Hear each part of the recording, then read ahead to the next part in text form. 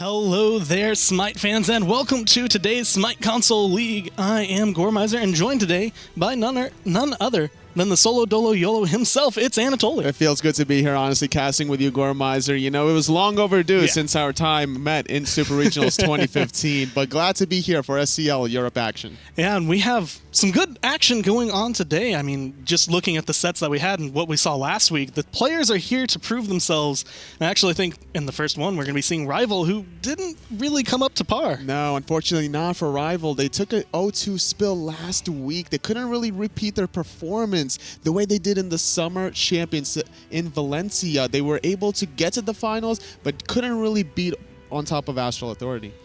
And they're going to be going up against Era Eternity, who last week, it was a really interesting split coming through because both of the games that ended up happening for the first set was whoever got advantage of solo lane got advantage of the game and ended up winning it all. A lot of back and forth action, honestly, between that split game that you were mentioning before. The focus point there was that solo lane. The jungle and solo laner was trying to really get control of the speed and the blue buffs. They're trying to get that early game momentum whenever they can. It just lasted forever, it seemed like, that all those team fights. And they always managed to keep themselves kind of going throughout the week in the similar fashion we got to see it in North America as well. That's as we kind of went through.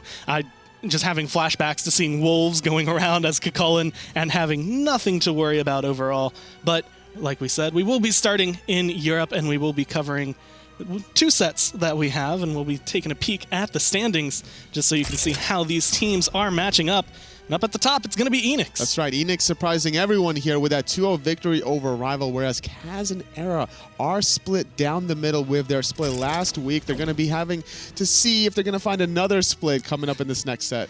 And it's going to be interesting to see how Rival decides to come up. You saw there at the very bottom, so not necessarily the most comfortable spot to be in, but you do have the most improvement award to be going for, and being able to come into this one, you know what's expected of you, and you know how you want to go into it, so we're just going to have to see how they're able to handle it. That's true. Rival, as we head into picks and bans for game number 1, need to find some sort of adjustments here, because that 0-2 performance out of them last week was very uncharacteristic. They're able to rather get to the lands. You know, they perform really well, and they've just been shy of finding that land victories until once they finally get to Valencia. But now, in introducing themselves into this online portion, they kind of have a slow start, so they need to switch things up.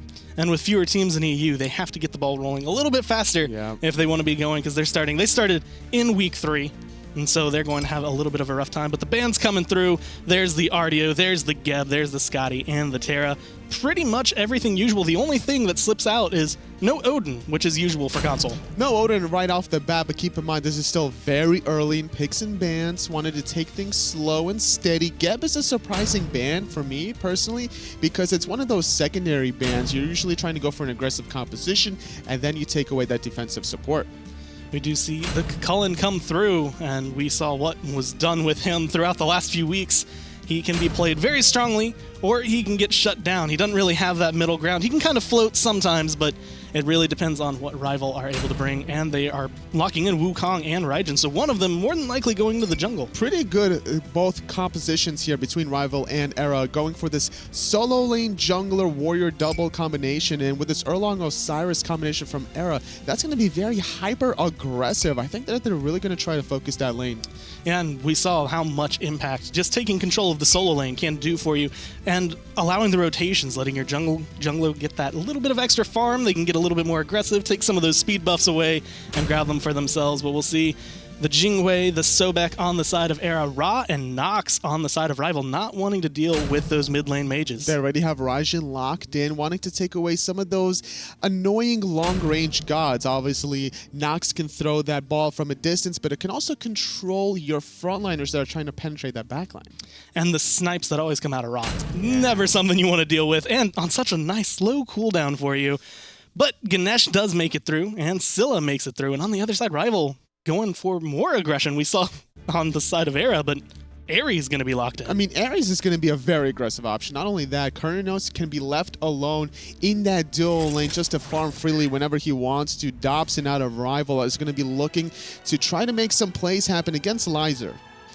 Now, the question is, will they be able to make those plays happen, or will they falter early on? And that's going to be the big one. Coming into this, just looking at JacobHL, the one who's going to be kind of coming in, going to be the main aggressor for his team. He's going to be looking to help Raijin get ahead, and he's going to be looking for Dobson to help get him ahead as well. And kind of floating around this mid lane. Ares, really strong once he hits level 2 and has the chains and the flames. Really surprising to see an early sprint out of the Ares as well, because normally if you're going to be aggressive, you would opt for the blink, ideally, trying to put yourself in position to get that perfect ultimate off. But this is still completing the same initial task, but helping out your teammates get there as well. So he's going to be increasing his movement speed, trying to get in the best possible spot to use that ultimate and his teammates to follow suit. So one of the things Taco likes to talk about is the fact that Raijin has a lot of really strong early game clear. But on the other side, do you think that's going to make up for the fact of how strong Scylla is late game? I think that the clear is pretty even across the board. Scylla has a decent amount of clear as well. Raijin has a certain resurgence upon him with a slight rework and redesign, and his clear is pretty respectable, but Scylla is nothing to scoff at either. But speaking of these two mid-mages, the difference in the clear is going to come down to the difference of these builds. Yeah, starting with the Soul Stone on Scylla to get that little bit of extra burst. An early sprint coming through just to get away. Gnome, nice and low, but it looks like the speed buff is the main target here for Era. And if you can get the aggression early on, you can go ahead and take that one away. And they're going to lose the speed buff on Rival. The most important part about that invade was the mid-mage contention for that wave. It was the Guardians making their presence known. The Ares versus the Ganesha battle. Ganesha will outclear Ares, therefore Sirduckbot and TylrrK was able to get to the speed buff first. And Sirduckbot last week we saw, I was actually playing that raw, was getting a lot of very efficient snipes throughout the game, looking for a similar play to how he had with his Scylla going in, looking for some good IMO monsters as the game transitions. But still at level 2, now just looking to make that impact that we have early on, trying to keep up with the Raijin. A nice slow and steady pace coming out of Era because of that invade. They're not able to find a kill, but that's still a-okay. They force the defensive sprint out of Rogue, which makes him a little bit more tricky, rather trying to defend his own blue buff right there. And even though they're kind of taking it slow, they're not getting the kills they want, they are still taking advantage of the map. I'm seeing mainly the mid-harpies going through, but the fire imps haven't been touched over there in the fire pit. And I think they're just kind of waiting patiently for the opportunity to rotate over, maybe waiting on Rogue to be able to get some of that experience. It's also, there's just so much to do in Smite right now between all of these neutral camps. Something is going to get delayed, whether it's one of the mid-harpies, oracles, or these fire giant elementals. And considering Era was able to invade the speed buff, it's not a surprise to me that those elementals were still up around the 2.5 minute mark. So the Hu Yi versus the Cernunnos. We see Cernunnos Dobson here has actually had a relatively large advantage in push so far. Is that something to expect going into it, or is Hu Yi going to have like this big resurgent coming into it? It just depends on how well Lyzurrr's able to line up his ricochet bounces. You can hit the melee minions and then allow the bounce to go hit the archers, making it very easy to clear that out. But as the lane progresses, we saw Lyzurrr back for boots too, which is why Dobson was holding and freezing the wave. He actually denied about 4 melee minions there, couple of archers to follow suit, and that's going to give him a nice experience boost. He's sitting at the top there by about a 60 difference. Now, OverPoweredUSB here on the Erlang. Last week he played 2 gods when we got to see him. The first one was the Camazotz, had virtually no impact across the game.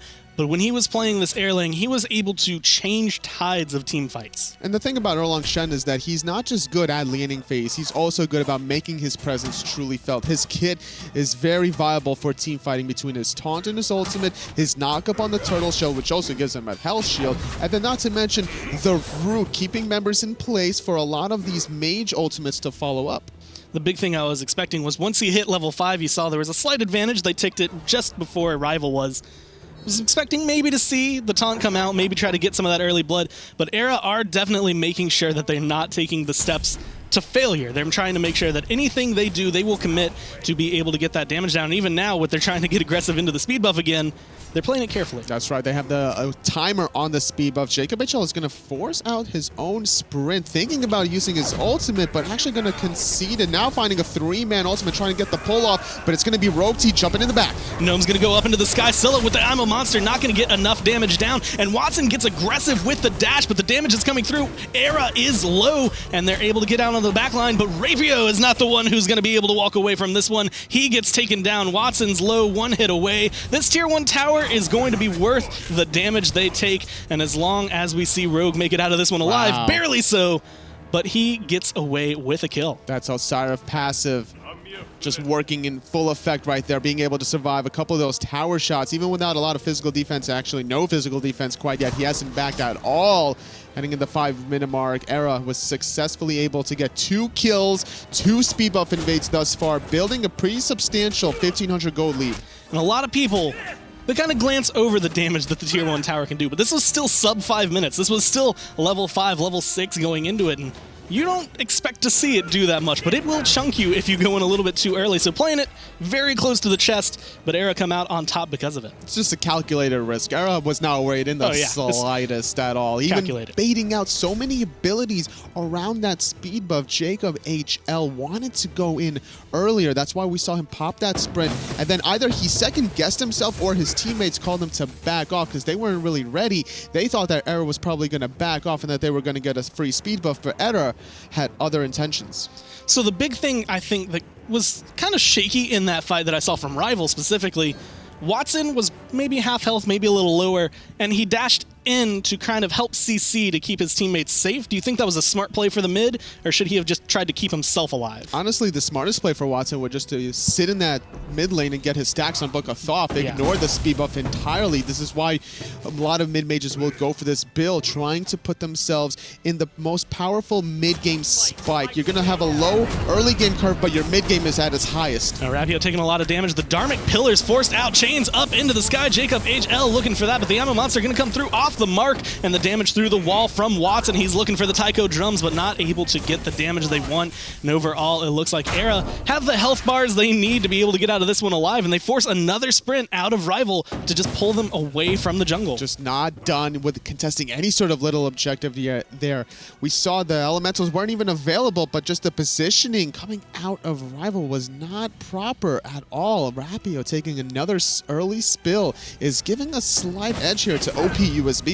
The big thing I'm seeing is JacobHL, he's gone in, he's had some really big ultimates, but they haven't been time-turning the way that you would really want the Ares to come through. In fact, there's all the beads up still available for Erra, so he hasn't really been able to burn down the relics the way you would really want for an Ares to do. And the thing of this that we have to consider is just the combination off of the Ares ultimate. They have a Raijin out of Rival, and this is a good mid to late game power spike, but it's not your initial mage burst. It's not your Scylla, your Ra, your Thoth that's able to get that one burst shot off.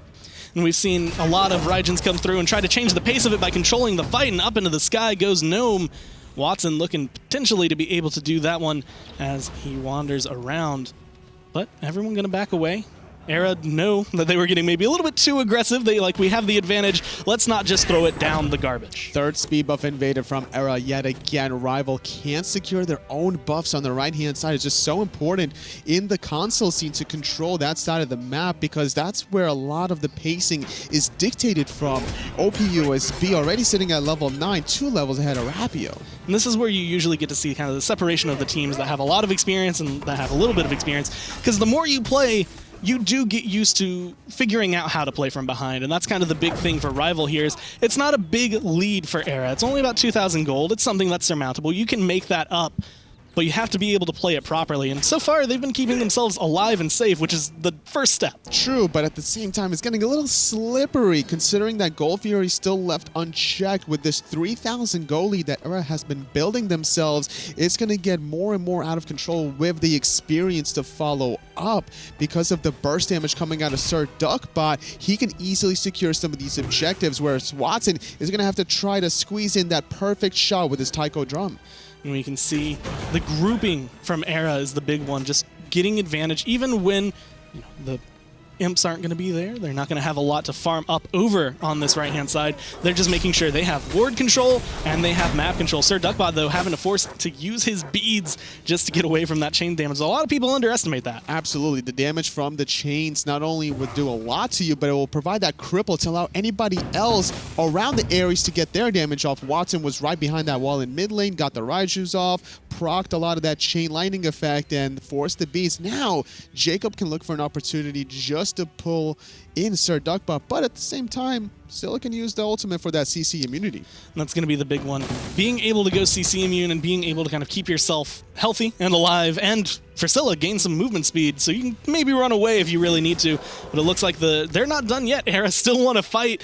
They're still a little worried about the Tier 1 tower, and when it comes down to it, the tankiness of a Wukong. Gnome, sitting at level 9, doesn't have Gladiator Shield complete. Very easy opportunity for Era just to fully commit to this Tier 1 tower whenever they really want to. Still waiting around the corner is OPUSB, not allowing this Sun Wukong to back on his own will. And being able to stop that. The big thing is the poke is going to be everlasting. Now he doesn't get to heal that up. But they also put themselves in a position to do exactly this. They're going to get aggressive, force them into the Somersault Cloud and fall back, grabbing the ultimate and keeping themselves in a great position to get aggressive and go into this right-hand jungle, going right past the lane, looking for some buffs as the speed buff is coming up, and we see the crush come through. The root's going to be good onto JacobHL, and he's actually going to get forced out without being able to use his ult just yet. The ultimate from Rapio and the Raijin. Watson trying to follow up, but just not enough. Speed buff still being leashed back and forth, constantly reset. Era trying to steal that one away. Rapio will successfully secure it, but his rest of his team is finally committing to this fight. OverPoweredUSB gonna fall down thanks to Watson, but Gnome gonna get taken down by Lyzurrr, making the rotation. The Sun's going to be the big impact there, and Rival gonna back off. Try to farm up, find whatever they can, and look for the defense, but Era making an aggressive call. Look like they might want to go for a Gold Fairy, might just be clearing the Oracle Harpies, but either way, they're looking to gain advantage over here on the left side. Uh-oh, JacobHL gonna find the pull onto Sirduckbot. No beats, no ultimate for him. Second kill for Rival, very important. They're not done yet. They're gonna find the knockup onto Dobson, though, trying to avenge their fallen mid laner, but nice beads out of him. Now we see Rapio low, hovering around, no aggression coming into him, and he was the one, I think, that kind of changed the tide of that, being able to pick up the speed buff and continue fighting into it because he's Chulainn, because he's kind of, he gets a little big, he gets a little beefy, he's able to go in and continue the fight. Sometimes whenever you dictate the same strategy over and over and over again, it's bound to finally collapse under its own foundation. That's exactly what Rival did there. They made the necessary rotations, making sure that they were prepared for this time, because they lost 3 previous speed buffs to that one, finally picking up their 4th one, and the whole idea there was from Era to bully out the Gnome on the solo lane. He couldn't make the rotation there simply because his ultimate was down, but despite that, he was still poking from behind. The pincer maneuver from Rival allowed them to win that teamfight. And the big thing to me was then Rival are able to kind of turn that into their own map control. They're finally like, hey, we win a fight, we get our own speed buff, they take the mid camps, there's no more fire imp, so there's no opportunity for Era to really start finding that extra farm that they were getting early on. But they do want to start up the Gold Fury, and they do have the vision for it, and the control, and the damage. And the question Ganesha really comes through, what does Rival want to do? But it's going to get dropped off. I think they catch the rotation, and they recognize Watson is a big game changer for that. There's a small window for Ever to do a Gold Fury. Nice disengage by both Era members under their own Tier 1 mid tower. Not able to really find the ultimate as Rapio, but you might as well use it, honestly, as a Chulainn. Whenever you go into this rage form, it's going to take a while for you to get back into it. So if you're going to look for any sort of aggression play, you might as well blow all your cooldowns. Now, sitting at 2-1-2, Sirduckbot looking to try and have a repeat of what he was able to do last week, where he was kind of the tide turner for Era. He was the one who was helping confirm the objectives and continue their aggression and continue their fights when it came into it, because the damage that he has going into the late game, especially as a Scylla, it hurts pretty badly. Yeah, but right now, unfortunately, he's sitting at that bottom charge, sitting right underneath his Hunter player there, not able to really cross that 2,000 marker there. A little bit of poke there onto the Gold Fury, but it will force out a reset. Nice little root crush combination onto Rapio, getting into 60% health. And this is the Gold Fury dance that we've kind of come accustomed to, specifically for Season 4. It used to be ward trading. They'd come in and be like, I'm going to clear your sentry, then you clear my sentry, then I clear your sentry, and so on and so forth. Now it's kind of the, I'm going to pull this, see if I can bait you into a fight and see if I can pick you off because of it.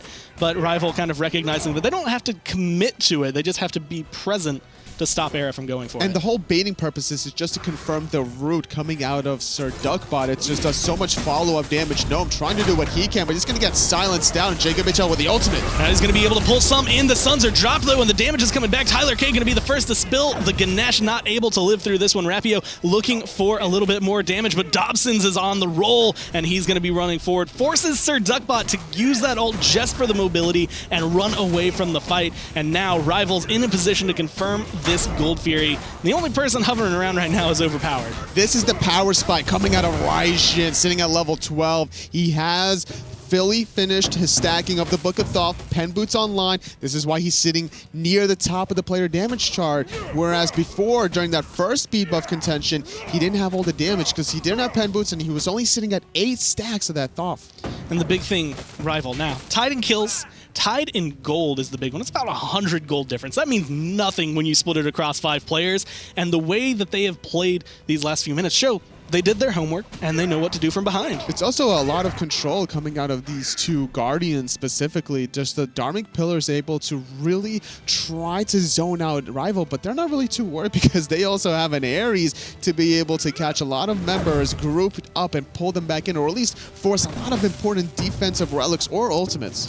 And Ares has always been one of those characters that kind of hovers around. He's never usually locked in, but can be a big tide turn. I mean, just throwing it back, Season 1 Worlds, that was a big ban that had to come out, and now we're going to see Gnome get caught out. A lot of damage. Sirduckbot finds that one, but he is getting poked out. Rapio chasing him down in the back, going to Hulk out and come in, but he's not going to be able to find any CC to keep him in place. But he still wants to fight, and Watson's joining the battle, looking for the damage, and there I will end up finding Sirduckbot in the backline just because of the chain. The chain lightning was so good, and Rapio going to sprint in, recognizing Rogue's ultimate is not available to him. The root off the mark, but the chain is good from Jacob, finding a second one onto the Ganesha. Double kill coming out of the support. Now the Suns are dropped. They're continuing the aggression. Jacob gonna be pulling too. The team, though, not ready to follow up. They didn't expect it to work that well. They get the tier 1 on the right-hand side. They get 3 kills for themselves. And now they have advantage of this map. Whether they want to steal buffs, whether they want to go for the Portal Demon, it's up to them, and it looks like they're kind of going for both. They have a 5-on-2 advantage with Sirduckbot just now respawning. It's going to take him about 20 to 25 seconds just to get in position of this Portal Demon. It's very important to find this Ricochet for Lyzurrr. He's going to try to dive bomb away, not really wanting to contest this, with Gnome making a very important zoning play. And Lyzurrr, as much as he would love to be able to go in and be the savior his team needs, the Suns being gone, that's not going to allow him to get in there. He's just no advantage to be able to fight into it. With that, the Portal Demon gets taken. Gold Fury was taken as well by Rival, and they turned what was a downside into a plus for them. And now it's not a big lead, still 1,000 gold, but it's something that they can nurture and build on. This is the veteran Rival that I've been known to kind of see in the past. Just their ability to bounce back after deficits, being cool, calm, and collected, just to make sure that, okay, we have this 3,000 gold deficit around the 6 to 8 minute mark. That's no biggie. We got the mid-mage presence here from Watson. He's able to do a lot of work for us this game, and that's what they were really relying on by having Gnome play the Sun Wukong, Rapio play the Chulainn, with Jacob playing a very aggressive Guardian Ares. This allows Watson the freedom to get off all his damage. And the only thing that can really hurt than chains very early on in the game is chains that are leveled up, and at this point we see Jacob, he goes in forward with the blink and really doesn't even have to do anything to get Sirduckbot scared and falling back immediately, and that's just going to be the power of his presence. He doesn't have to have his abilities, he doesn't have to have his ultimate ready. He just has to be able to scare Sirduckbot enough to force things out. I think he was trying to force out some ultimates or some early relics there, but he just hesitated there, not wanting to really pull the trigger on that ultimate quite yet. And I like the idea there, just to see how Era was going to react. Now, there is going to be a 70-second cooldown on the blink, but the ultimate wasn't expended, so he'll still have it if Era decides to play aggressive. Looking for the farm on Rival, and still the aggression. Jacob now has to wait a little bit till his blink is available again, so he's not going to be able to cause as much panic widespread as he is normally, but he's still going to have the presence of the Ares. And Watson actually has a very good combo with him, because as long as the ult comes down, he can kind of pull everyone into the fight. And the chains are going to be good, but they're not going to be good enough. Sirduckbot is playing very carefully because he recognizes that even though he was at one point doing very well, he's now 3-2-2. It's very difficult to get anywhere near a rival at this point. The damage from Watson is just increasing as the game progresses. Now finishing off Spear of Desolation, getting himself that 10% cooldown reduction, that 20 penetration, and then just an exorbitant amount of magical power. And the big thing you see is a lot of what he's been doing has been poke or just combo with the team fights, but he's sitting up at the top of the damage charts, whereas when you look for Sirduckbot, he's sitting below the Ares. He's just having virtually no impact. He's maybe able to use that on a monster on some objectives, But when it comes to the team fights, he just doesn't seem to be there. And it's just the difference of the builds, honestly. Committing to 2-star items between that Soul Stone and the Bombus Mask is a 1,300 gold investment, whereas instantly, no hesitation from Watson, just neglected all sort of star items just to get this huge mid-game power spike, and now it's certainly paying off for Rival. We're not seeing the presence out of Sirduckbot as we did last week. Now, Gnome able to kind of free rotate, especially since they got that tier 1 tower over on the right-hand side. He doesn't have to worry about anything going on over there, and he's kind of keeping Rogue stuck to rotate with Era just because now he's like, well, I mean, if the Wukong's here, my team's just going to yell at me. I'm going to be the one who's blamed if things go and change the tide just because it's a 5v4. It's not a bad idea, honestly, just to sit in the soul lane right now. With Gold Fury just now about to respawn, there needs to be some sort of rotations, but earlier on, before that happened, you're trying to really min-max your farm, trying to get to that highest level possible out of the soul lane, get any sort of farm you can, get those items complete, because we're seeing the Urchin out of Rogue too, whereas Gnome's going for a little bit more than just the Urchin here. Mystical Mail difference from Rogue, whereas Gnome going for the Shogun's Kusari. And we do see Rogue, again, he did this last week, going into the Thorns, which is just kind of signifying he knows he's going to jump in, he knows he's going to take a lot of damage, and he wants to try to return some of it, but it never really worked out the way he wanted it to. With an Osiris, though, you're able to really dive the backline pretty easily. Now, the problem with going Thorns on Osiris is you're mitigating a lot of damage when you tether people, right? So you're taking away the damage that they could possibly be dealing back to themselves anyway, so probably would like to see him go for a different option here. But if you're not going to tether them, then you can fully use that Thorns in effect. JacobHL has his blink available. He's going to go in. He's going to get the chains down onto 2, and we see the Amo Monster come down. It's not going to connect with anybody, but we do see all of the damage coming down. Rapio going to try and lead the way. Watson looking for the shots down the mid lane to try and find anything for his team.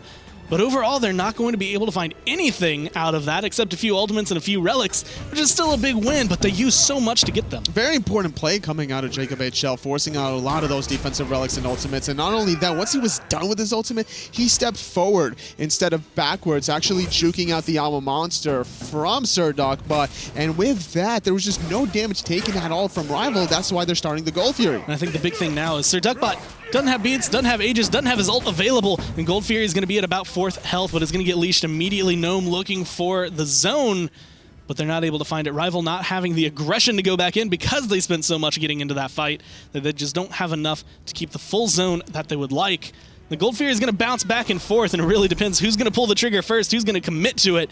And it doesn't look like either teams are really that ready for it. I mean, either team can easily burn this down if given the opportunity to. Both of the Hunters are sitting at level 19. That's a pretty respectable level to melt this objective 22 minutes in, trying to find some sort of play happen as Dobson's not going to connect with that root. I'm thinking that Rival is really relying on the engages from JacobHL just a little bit too much. Gnome still has a presence as a Sun Wukong player.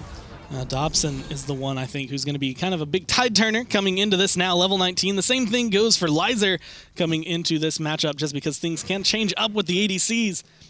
Neither one fully committing to the Gold Fury. It's still going to be available, and I expect to see some aggression come out. I feel like Era are hungry for it, but they might get kind of blinded by their own hunger. I mean, both of these teams don't have the best vision around this Gold Fury. There's a Sentry Ward underneath and a Sentry Ward on top side. Gnome is finally making the decision to go in. Nice silence coming out of the Ganesha, but the pulls from Jacob are happening. Yeah, he's going to be able to grab those chains coming through, looking for the damage. Sirduckbot going for the Alma Monster, but he's not going to connect with anything. Gnome getting aggressive onto him, looking for some of those kills, but it's going to be OverPoweredUSB who's the main target and the main one to fall. Coming down now, they turn their attention back into the backline. We see the Suns dropped. Rogue T forced to ult just to jump away, and Rival recognize that as their big win. The Sun's gone. That opens up this Gold Fury, no problem. Jacob just doing so much work yet again in that team fight. Not finding the pulse, but forcing out the premature ultimate. Sirduckbot doesn't want to use Alma Monster when the team fight begins. That's a game-changing ultimate that you're trying to find the execute with, trying to get the constant resets, but just not given the opportunity to do so. 2 Gold Furies, 23 minutes and 8 kills. Rival are starting to kind of crunch down on what Era had early on, and now they're finding themselves able to expand their grip and their leadership. over here to potentially the Portal Demon, maybe trying to grab some stuff, but I do see TylrrK kind of sitting up there behind the pillar, just keeping an eye out, making sure that that's not going to be the next play for Rival, but still trying to find out. He's only a Ganesh. He can't do everything by himself. Erra needs to really find a way to flip this game on its head quickly, because before they were in complete command, you know, they had a strategy with the speed buff invades. They were executing it a little bit too much. They never kind of took the lead that they built and transitioned it elsewhere by maybe invading red buff, maybe controlling the Gold Fury, but now giving Rival all this sort of freedom is putting them in a really awkward position. Portal Demon going to be Gold Fury 2.0 here. Rapio actually going to be the one who takes a ton of damage starting off that one, and actually being able to get rid of the jungler for Rival is going to be a big play for Erra if they can go in and get aggressive. Like you said, they have the ability to burn down the Gold Fury. They can do the same thing to the Portal Demon if given the chance, but Dobson's still there. Dobson's still throwing out autos, and Dobson's still dealing that damage. Erra's is not really taking advantage of the fact that Rapio was poked out so heavily that he had to back. That's a 25-second window to try to force a 5-on-4 engagement before Rapio comes back into the thick of things, still being very hesitant. JacobHL looking for the chains and the ult, looking for whatever he's able to find. His ult still probably on cooldown from the last fight, just waiting for it to come up. The blink and the chain's going to be coming through. He's going to be able to pull some in, and that's going to be the big combo coming down with Watson, the damage flying through, and Gnome's going to be able to get the first kill onto TylrrK. The support erased for Erra. And Rapio zoning out everyone else from Erra as the rest of his team is getting this Portal Demon. They're controlling the objectives just so beautifully here, commanding 5,000 gold lead thus far. Portal Demon is going to allow them to come back here on this right-hand side and probably start this Fire Giant with a 5-on-4 advantage. Being able to maybe burn some ultimates down. In the meantime, Erra are kind of stuck in this loose position where they just don't have the grip they would want, and Rival being able to close it down. They don't necessarily have to go for the Fire Giant right now. It looks like they kind of want to clear up some of these towers that have been hanging around, and with that, I mean, they can easily grab those down and be able to clear up, get a little bit of extra gold. At this point, it's not going to make a huge swing, but it's still going to give them a decent advantage. The problem was that Tyler's respawn timer was just a little bit too short for Rival's liking. He was only level 13 Ganesh. He's able to get back into the team fights pretty quickly here from the base, and that's allowing Rival to get these slow and steady objectives with a tier 1 tower. Because they're winning the team fights already in the jungle, they can do so in the laning phase as well. OverPoweredUSB trying to be the Erlang that he was last week as well. We've seen a lot of players on Erra perform well on the gods they're holding up, but it just seems like Rival have the response every step of the way. And even right now, with Rival split up, there's nothing that Erra can do to be able to get their advantage. And they're trying to look into this mid-tier 1, but they just don't have the push and the clout to be able to get in here because they don't want to fight against Watson and Jacob. I think they were just trying to rely on the pin from OPUSB, but Gnome is in the backline alongside Jacob. The 3-man pull, not able to get anybody except for Tyler, but that's all they need because the damage from Watson is so real. And it's going to be coming down. Rapio looking for the kill onto Sirduckbot. We see TylrrK get taken down first, and then it's going to be the mid lane mage. Lyzurrr doing his best to box, but the Warrior is winning right now. He came with his gloves ready, and he's going to be looking for those hits, but at the very last second, the last little bit of damage, Lyzurrr barely alive, but able to live through this one. OverPoweredUSB was trying to zone for his team, and we do get to see Lyzurrr lives through it all, but it's going to be a 4-for-1 trade, and that ADC isn't necessarily safe just yet. No, not at all. A nice contest here, a contest rather in the mid lane. Lyzurrr able to outplane Rapio there in the mid lane. Not going to allow that D-side to happen, but that's still a 4-for-1 for Rival, which means they're going to get this Fire Giant. And it's going to be coming through. Dobson looking to get all of the damage down. Going to get knocked up. I'm going to take some points off for that, but so far they're having a great performance, and they are kind of turning around what we saw last week.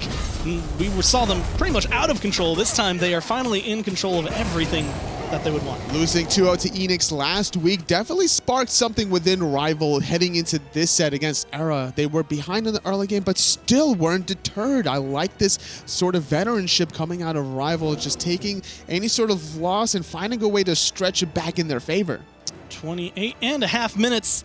Fire Giant on all of their members, and a lot of aggression, a lot of damage, and spending some of that last bit of gold. Jacob, I think, is the big one who has to spend that and get a little bit tankier so he can continue diving in. 3-0-10 is the support for Rival. Those are good numbers for an Ares. And the thing about Ares is he's so hit or miss in competitive SCL, SPL, wherever you look at him. He's either just absolutely carrying his brains out and setting up his teammates, or he's just always out of position because he's an Ares. He doesn't have a natural escape unless he has the blink to engage.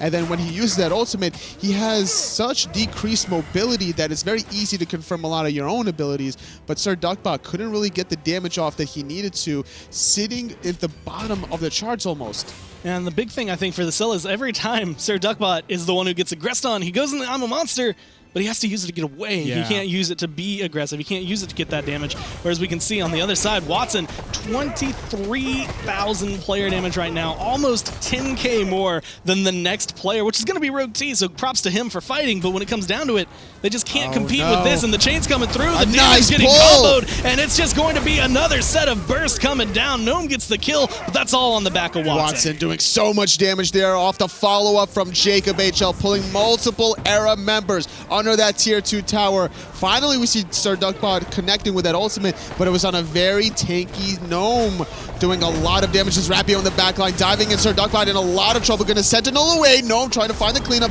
can't connect. OP-USB gonna fall to Dobson though. Finally though, connecting with that tier 2 tower. The rest of Rival taking advantage of their Fire Giant buff for another 2 minutes, are gonna get this left side Phoenix surely. A 3-for-none trade out left bird looking to fall down as the 5 members with Fire Giant are knocking on the door of Era's base. Dobson. And we see Lyzurrr rooted down, forced to jump, almost taken down there, but the damage was just not quite in favor of Dobson fully. Good discipline from Dobson. I thought that he was going to hard commit to that kill. I thought he was going to try to dash for the damage and trying to cover the option of the dive bomb going back into the fountain, but instead respecting the fact that these objectives are just much more valuable. Fire Giant respawning in a minute and a half. The rest of Rival going to try to go for this Portal Demon just to back by, heal up, and then get these last 2 tier 2 towers to prepare themselves for the next Fire Giant. And be able to get that last little bit of gold that's left on the map for them to just take advantage even more and gain a little bit of map control so that they can get pushed even further into Era's territory, just to make sure that they don't have as many safe places to hide into. They don't have a hole to go through. They are going to get caught out no matter what.